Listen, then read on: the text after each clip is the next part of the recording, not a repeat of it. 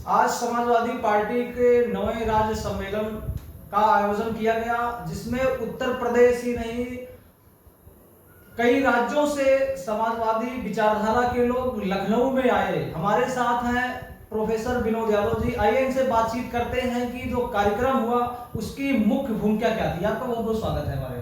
जी जी, आपका बहुत बहुत धन्यवाद। आज के कार्यक्रम का मुख्य उद्देश्य क्या रहा प्रोफेसर साहब? आज का कार्यक्रम का मुख्य उद्देश्य जो है, आज प्रदेश अध्यक्ष का चुनाव था और आर्थिक रूप से और राजनीतिक रूप से की प्रस्ताव को पारित करना था, जिसमें डेलीगेट्स, प्रदेश के डेलीगेट्स आए हुए थे। और आज जो चुनाव प्रक्रिया सुबह 10:05 पे शुरू हुई, जिसमें चुनाव अधिकारी माननीय प्रोफेसर रामगोपाल यादव जी ने संपन्न कराई, जिसके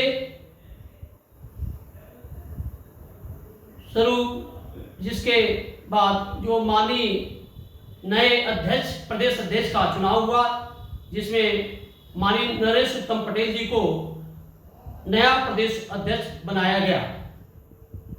नरेश उत्तम पटेल को पुनः नया प्रदेश अध्यक्ष बनाया गया, लेकिन तमाम सोशल मीडिया प्लेटफॉर्म पर जो समाजवादी विचारधारा के लोग हैं, ये लोग काफी नाराज हैं और नाराजगी जाहिर कर रहे हैं। नरेश उत्तम पटेल के प्रदेश अध्यक्ष बनने पर ये नाखुश हैं। आखिर कारण क्या है प्रोफेसर साहब?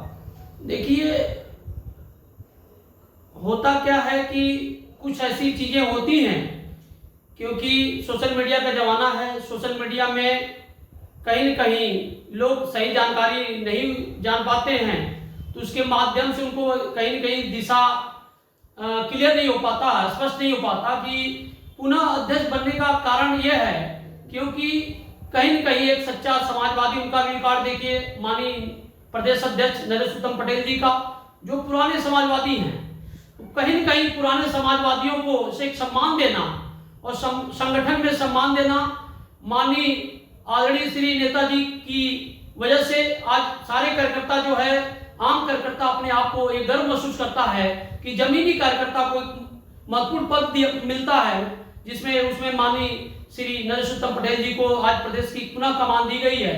उसके लिए मैं उन्हें बहुत बहुत बधाई देता हूं, इस उम्मीद के साथ, क्योंकि नई ऊर्जा के साथ हमारे प्रदेश में संगठन को विस्तार रूप देंगे। इसका मतलब है कि आप शिवपाल यादव पर सवालिया प्रश्न चिन्ह खड़ा कर रहे हैं। शिवपाल यादव ने ट्वीट करके कहा है कि 2014, 2017, 2022 में लगातार करारी शिकस्त मिली है, उसके बावजूद भी पुनः जो है इस तरह से आप नए अध्यक्ष को फिर से बनाए हैं, तो इस पे क्या भूमिका है आपकी? देखिए, नए अध्यक्ष, क्योंकि कुछ यदि गलतियां होती हैं तो पुनः न हो, क्योंकि यह संगठन का काम होता है। संगठन में उसकी जो है कम से कम कुछ यदि गलतियों से हम सीखते हैं और सीख कर आगे पुनः बढ़ते हैं, तो समाजवादी विचारधाराओं के लोगों को जोड़ना है। समाजवादी जो जिस तरह की विचारधारा है हमारी, कम से कम उसको आगे बढ़ाने का काम किया जाएगा और संगठन नई ऊर्जा के साथ काम करें, और साथ साथ में जिले से लेकर या प्रदेश से लेकर गांव क्षेत्र में सभी पदाधिकारियों को जोड़े या कार्यकर्ताओं को जोड़े, ये लगे कि हाँ, नई ऊर्जा के साथ पुनः हम 2024 का चुनाव लोकसभा का जो है ये नई ऊर्जा के साथ लड़ेंगे, ताकि देश में जो सरकार बने, बिना समाजवादी पार्टी के सहयोग से कोई सरकार न बने।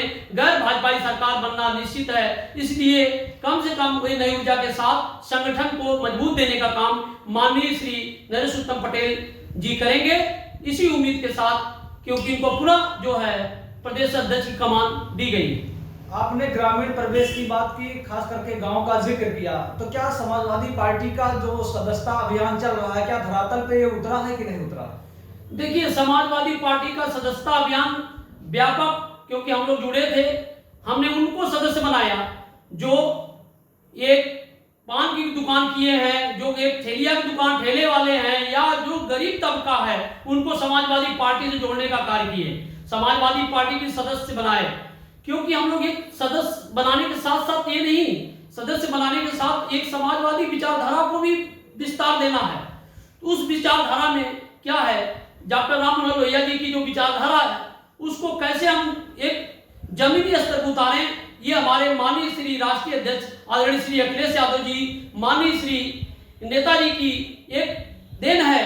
क्योंकि हमें गांव गरीब से लोगों से जुड़ी हुई पार्टी है, उसको कैसे आगे बढ़ाया जाएगा वो, क्योंकि इसी के माध्यम से होता है। क्योंकि संगठन किसी भी पार्टी के लिए संगठन मेन होता है और संगठन में कार्यकर्ता उसकी रीढ़ की हड्डी है। इसके पुनरावृत्ति करने के लिए जब पुनः अध्यक्ष इसीलिए बनाया गया और पुनः अध्यक्ष बनाने के साथ साथ नई ऊर्जा का संचार होगा, इसी उम्मीद के साथ आपका बहुत बहुत धन्यवाद। धन्यवाद।